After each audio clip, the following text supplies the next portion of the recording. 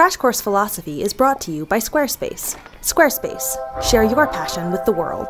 By the time we're done today, I just might have you questioning whether this apple is real or not. Think I can't do it? Give me about 10 minutes, I might have you wondering whether I'm a physical object or not. And the same goes for all this stuff. And for your computer, and Nick behind the camera, and you. How? By unleashing the power of empiricism.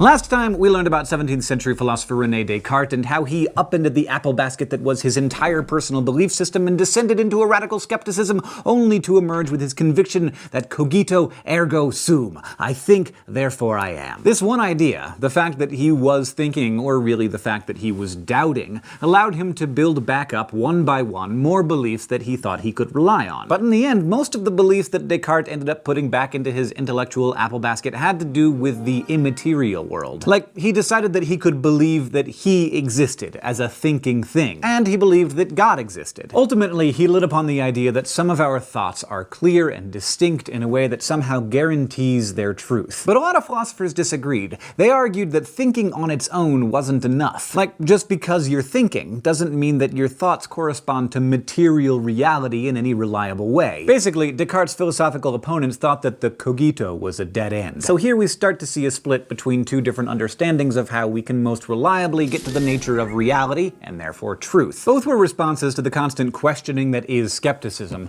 On the one hand, there was rationalism, and on the other, empiricism. Descartes, like Plato before him, was a lover of reason. He met skepticism with rationalism. He believed that the most real things in life were ideas, propositions that can be known through pure reason. Deductive truths, which we talked about before, fall into this category, and mathematical truths do too. But by contrast, empiricism is based on the principle that the most reliable source of knowledge isn't our ideas or our reasoning, but our senses. Sure, we can know things through deduction and basic logic, but what actually leads us to truth, or at least gives us our best shot at getting there, are things like induction and the scientific method, ways of thinking that tell us about the material world. Probably the most famous split among philosophers between these two camps was the lifelong debate between Plato and Aristotle. Plato was convinced that truth resided in the immaterial world of ideas, while Aristotle's attention was focused firmly on the ground. But what about in Descartes' day? If he was the original prototype of the navel-gazing philosopher, a living example of rationalist thinking, then his foil was the 17th century English thinker John Locke. This is where he was born. Locke believed that we are all born as tabula rasa, or a blank slate. He argued that all knowledge is obtained through experience. He rejected the concept of innate ideas, the view that we're born preloaded with certain information, like what's good versus what's bad, or what is the nature of God. Locke thought that we are born knowing nothing, and instead all of our knowledge comes to us through sense data. But one place where Locke agreed with Descartes was in the idea that just because your senses tell you something, that doesn't mean you can trust it. After all, sometimes your senses give you false information, like when you think you see or hear something that's just not there. Descartes' response to this, of course, was to just throw out all sense experience as an unreliable source of knowledge. But Locke didn't go that far. Instead, in order to figure out whether the senses accurately reflect the outside world, he introduced a distinction between what he called the primary and secondary qualities of all things. Primary qualities are qualities that physical objects themselves have. They're not in our minds, Locke argued. They're actually in the stuff. These primary qualities include things like solidity, the density, weight, and mass of an object, and also extension, the height, depth, and width that a certain thing has. He also included figure, or the shape of an object, as well as mobility, which is this, whether it's stationary or in motion. So primary qualities, Locke said, belong to the thing itself. Take this apple. It weighs maybe 150 grams, it's the size of my palm, roundish but firm with the slightest bit of give, and right now it's moving through the air. Those are its primary qualities. But it has secondary qualities too, and by Locke's standards they are not real, at least not in any objective, agreed-upon way. They're just in our minds, but they get there through the primary qualities. I'm talking about things like its color, taste, texture, smell, and sound. The secondary qualities of this apple are its redness, how it tastes and smells and feels on my tongue and hand, even how it sounds when I bite into it.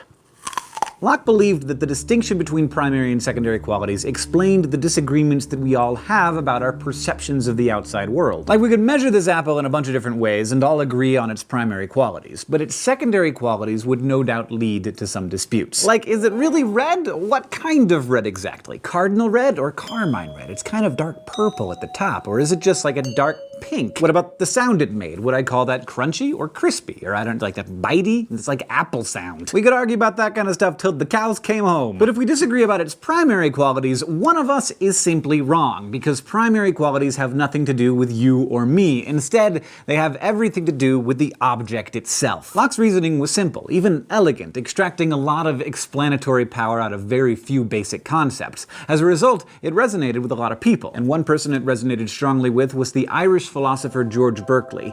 He was moved by Locke's empiricism and took it seriously. So seriously, in fact, that he ended up using Locke's own logic against him. He basically took empiricism to its logical conclusion, dismantling the whole process of perception to the point that he had to wonder whether anything existed at all. Berkeley began by taking apart the distinction that Locke made between primary and secondary qualities. Like, think about this apple again. How do you know its shape? Locke said the apple's shape as a primary quality is immediately perceivable. But Berkeley pointed out that you don't perceive some qualities of an object while totally disregarding others. Like, you can't detect an apple's shape without first, or at least also, detecting its color. When you think about it, you can't detect any of the primary qualities without also considering the secondary ones. You can't see a colorless apple. You can't feel a textureless apple. In fact, if you try to strip away the apple's secondary qualities in an effort to get at the primary ones, you end up with no apple at all. Try it. Close your eyes and imagine an apple made of only primary qualities. So it has a certain shape, a certain size, but it doesn't have any color or texture or taste. You can't do it. You try to imagine it with no color, but really you're probably imagining one that's either black or white or transparent, the color of what's behind it. And if you try to imagine it as having no texture, you'll find that there's still texture there. It's just smooth. Remember, Locke asserted that secondary qualities are not objectively real. They can only be subjectively perceived.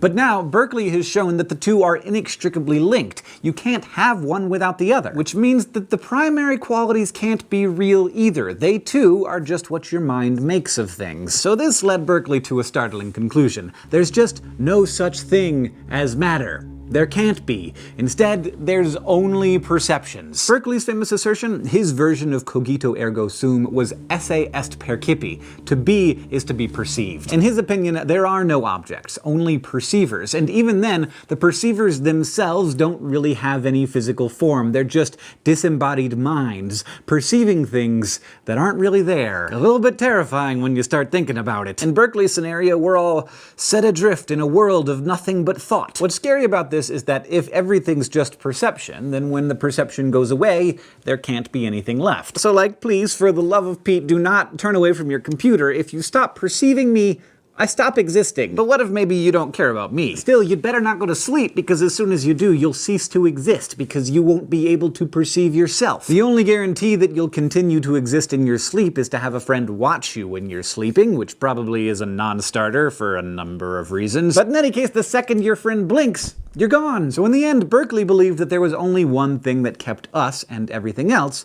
from disappearing into oblivion: God. Berkeley believed that God was the ultimate perceiver. God is always watching with unblinking perception that holds objects in existence even when we're not paying attention. The tough thing about Berkeley is, we all pretty much think he has to be wrong. Very few of us are willing to give up our belief in the physical world, no matter who's watching. We are sensory animals. We really need this apple to exist. Next time, we're gonna take a side journey into the world of knowledge, and then in episode 8, we'll see if Karl Popper can manage to get the physical world back for us. Today, we have learned about empiricism as a response to skepticism. We talked about John Locke and his distinction between primary and secondary qualities, and we've seen why George Berkeley thinks that distinction ultimately falls apart, leaving us with literally nothing but our minds, ideas, and perceptions. This episode of Crash Course Philosophy is made possible by Squarespace. Squarespace is a way to create a website, blog, or online store for you and your ideas. Squarespace features a user-friendly interface, custom templates, and 24/7 customer support.